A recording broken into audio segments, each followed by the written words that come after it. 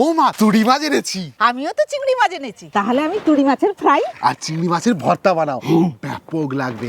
এই তুড়ি মাছের একবারে ঝাল ঝাল, একবারে লঙ্কা বেটে ভালো করে ঝাল ঝাল করে একবারে তুড়ি মাছের ফ্রাই বানাবে। তুড়ি মানে পাকাল মাছ, পাকাল এই যে ধরা যায় না। আর চিংড়ি মাছের সাইজগুলো দেখেছো? হ্যাঁ, খুব বড় বড় পেয়েছি। সেটা হচ্ছে টনাই চিংড়ি। তাড়াতাড়ি ধরো, দিয়ে বাঁচবে। চলো আসছি, কারণ খেতে হবে তো, সব খাবে। আর এসব মাছ বাঁচতেও বড় হেপা আছে। এই মাছটা তো প্রচুর লালুয়া, আরও তাকে এই ছোট ছোট আঁশ আছে এর ভেতরে।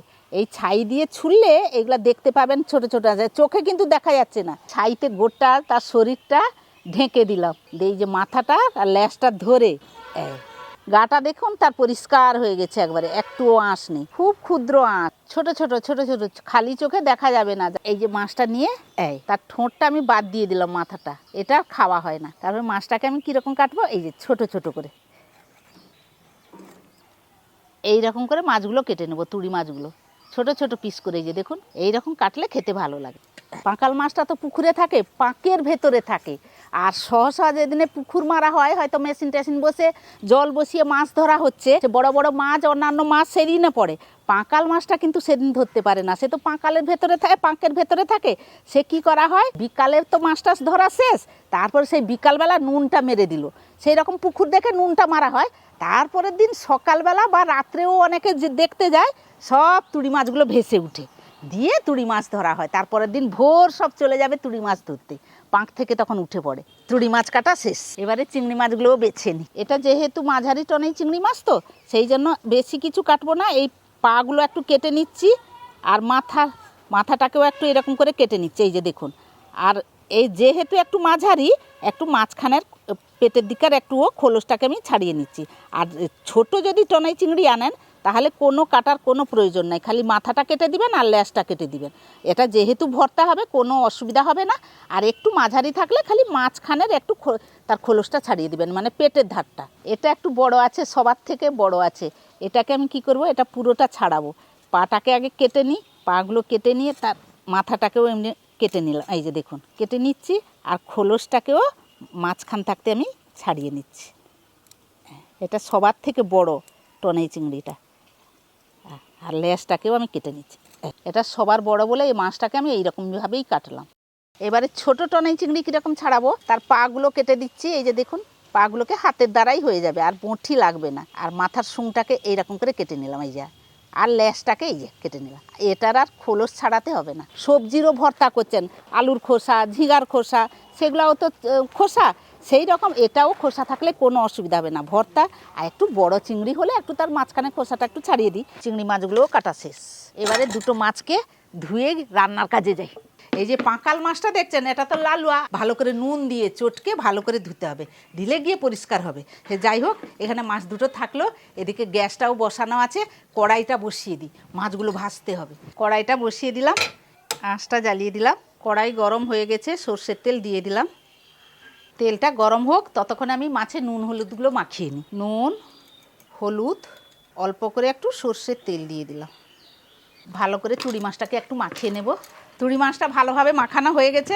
আর সেদিকে দেখুন তেলটাও একবারে গরম হয়ে গেছে, গনগন করে ধোঁয়া বেরাচ্ছে। মাছটা এবারে দিয়ে দিই। এবারে আঁচটাকে বাড়িয়ে একটু ভালো করে নাড়তে হবে। এটাকে একটু জোরজার করে নাড়তে হবে। আর এ মাছটা এমন মাছ, জোরজার করে নাড়াচাড়া করলেও ভাঙবে না। তুড়ি মাছটা শক্ত মাছ তো, সেই জন্য যত জোর করে ভাজবেন আর রসটাও তত খিঁচবে ভালো। এবারে উপর থেকে এক একটা করে মেলিয়ে দিই। শিলটা নিয়ে চলে এসেছি। আমি এখানে 4 থেকে 5টা বড় বড় সাইজের পেঁয়াজ কুচি করে নিয়েছি, এতে একটু পেঁয়াজটা বেশি লাগে। আর আপনারা চাইলে মিক্সিতেও বাটতে পারেন, কারণ বেশি পেঁয়াজ তো। পেঁয়াজটা বেটে নিচ্ছি।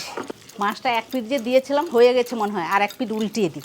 এই যে দেখুন মাছটা কীরকম বুদবুদ করে উঠে গেল। কড়াই কোনো চিটা ফিটা কিচ্ছু লাগেনি, ফসফস করে উঠে যাচ্ছে। এই রকম করে তুড়ি মাছগুলো লাল লাল করে ভেজে নিতে হবে।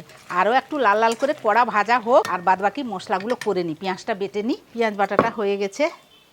এদিকে তুড়ি মাছটাও ভাজা হয়ে গেছে, লাল লাল করে ভাজা হয়ে গেছে। এবারে তুড়ি মাছগুলো তুলে নেব। তুড়ি মাছটা যে ভেজেছিলাম অনেকটাই তেল বেশি আছে। তুড়ি মাছে ফ্রাই করলে অনেকটা তেল লাগে, সেই জন্য এই তেলটা হয়ে যাবে। আর তেলও দিব না, এইটাই থাক। এবারে ওই তেলে পেঁয়াজ বাটাটা আমি দিয়ে দিচ্ছি। এবারে হালকা আঁচে পেঁয়াজটাকে একটু নাড়াচাড়া করে নেব। আঁচটা কিন্তু হালকাই রাখবেন, বেশি জোর দেবেন না। ততক্ষণে আমি শুকনো লঙ্কাটা বেটে নিই। ফ্রাইতে শুকনো লঙ্কা বাটা লাগবে, তো আমি একটু অনেকটাই শুকনো লঙ্কা নিয়েছি বেশি করে, কারণ বাবু একটু ঝাল ঝাল খেতে ভালোবাসে। এই তুড়ি মাছে কিন্তু একটু বেশি বেশি মশলা লাগে, আর বিশেষ করে লঙ্কা বাটাটা একটু ঝাল ঝাল হবে, আর আমাদের বাড়িতে একটু ঝাল ঝাল তো খেতে ভালোবাসে। লঙ্কাটাও বাটা হয়ে গেছে, লঙ্কাটা তুলে নিচ্ছি। পেঁয়াজটা যে ভাজছিলাম এবারে লঙ্কা বাটাটা দিয়ে দেবো। পেঁয়াজ আর লঙ্কাটাকে একসাথে ভেজে নেব। দেখুন পেঁয়াজটাও ধিকি ধিকি আঁচে ভাজা হয়ে গেছিলো, আরও লঙ্কা বাটাটা দিয়ে দিলাম, সেটাও আর একটু ভাজা হলে সুন্দর হবে। কালারটাও দেখুন কি সুন্দর হয়ে এসছে। আর কিন্তু এতে মশলা কোনো পড়বে না। এবারে মাছগুলো দিয়ে দেবো, সুন্দর গন্ধটাও বেরাচ্ছে।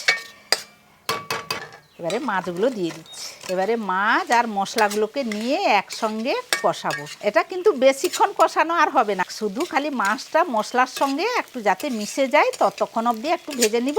এই দুটো মশলাতে আর তেলে সুন্দর টেস্ট লাগবে। আর আমরা বেশিরভাগ এইরকমই ভাজা ভাজাটা একটু খেতে ভালোবাসি। 1 মিনিটের মতো নাড়াচাড়া করে নিয়েছি, এবারে তুলে নেব, কারণ সবগুলো তো ভাজা ছিল না। এবারে হয়ে গেছে, এটা তুলে নিলাম, এবারে রেখে দিচ্ছি।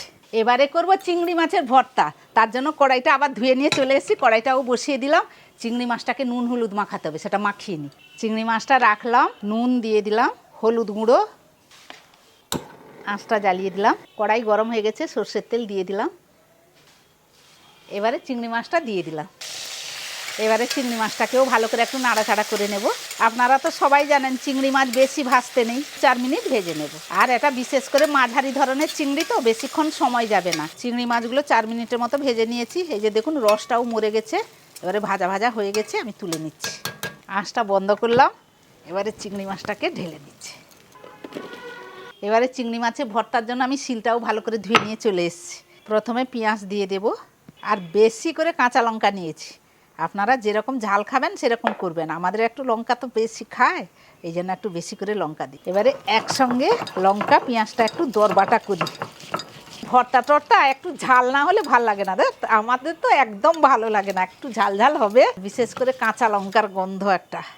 পেঁয়াজ আর কাঁচা লঙ্কাটাকে একটু আধা বাটা বেটে নিয়েছি, তারপরে এটাকে আমি একটু এখানে নিয়ে নিই। এবারে নড়াটাকে রাখলাম, এবারে চিংড়ি মাছটাকে নিয়ে নিই। সব রকমের মিশালি চিংড়ি মাছটা নিয়েছি, বড় ছোট আর মাঝারি। এবারে চিংড়ি মাছগুলো শিলে দিয়ে দিচ্ছি। আবারও চিংড়ি মাছ লঙ্কা পেঁয়াজ একসঙ্গে বেটে নেব। চিংড়ি মাছের কি মাথা কি খোসা সবই তো ভর্তাতে ভরতে গেল। চিংড়ি মাছের ভর্তা বাটা হয়ে গেছে। আমি কিন্তু বেশি প্লেন বাটিনি, দেখুন এইগুলা কিন্তু মুখে লাগলে ভালো লাগবে। একটু একটু লঙ্কা, একটু একটু পেঁয়াজ আর একটু একটু চিংড়ি মাছ থাকলে বেশ দাঁতে খুব ভালো লাগে। এখন শিল থেকে আর তুলবো না, এখানটা রাখছি। একটু গর্ত মাঝখানে আমি করে দিচ্ছি। পরিমাণ মতো নুনটাও দিয়ে দিলাম, সামান্য একটু সর্ষের তেল দিয়ে দিলাম। এবারে ভর্তাটাকে ভালো করে নুন আর তেল যে দিলাম ভালো করে একটু মাখিয়ে নেব। এবারে হয়ে গেছে রেডি তুড়ি মাছের ফ্রাই আর চিংড়ি মাছের ভর্তা, এগুলা রেডি। শিলটাকে ধুয়ে আর এটাকে একটু পরিষ্কার করে আনি, বাবুকে ডেকে দিই, দিলে ভাত বাড়তে যাব। বাবু রে, গরম গরম ভাত খাবি, চলাই। এই নে, ভাতের সঙ্গে একটু ডালও নিয়ে এসছি, কারণ সব শুকনো তো। আর এগুলা দেখতেও তো মনে হচ্ছে, আমার তো এটা তুড়ি মাছ তো কোনো দিক দিয়ে মনে হচ্ছে না, সে মনে হচ্ছে না চিকেন 65-এর মতো সাজিয়েছো, খুব সুন্দর।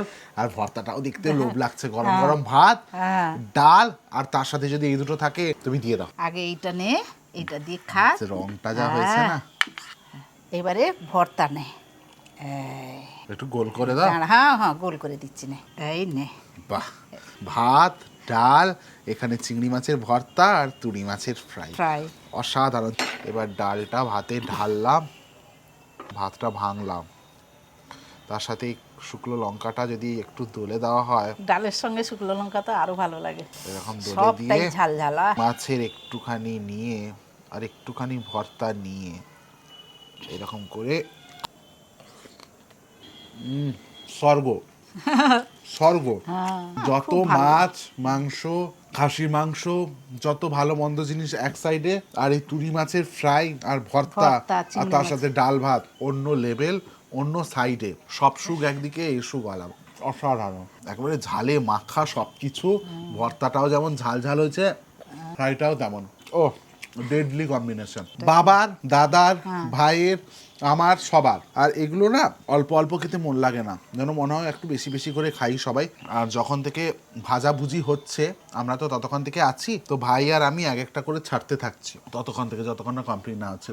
অসাধারণ। আর যখন কড়াই থাকতে নাম করাচ্ছি সামলাতে পারিনি।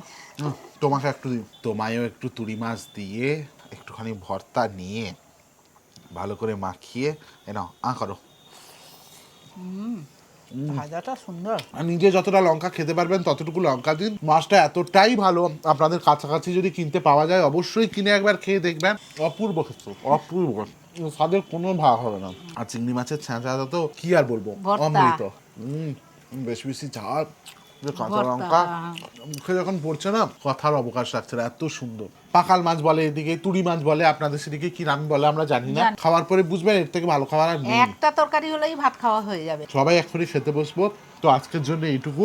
আবার ফিরে আসছি অন্য রেসিপি নিয়ে, ততক্ষণ আপনারা ভালো থাকবেন, সুস্থ থাকবেন। এই তুড়ি মাছের ফ্রাই হ্যাঁ, আর চিংড়ি মাছের ভর্তা ভর্তা। অবশ্যই বানিয়ে খান। আর ভালোবেসে সবাই খেয়ে বলুন দারুণ।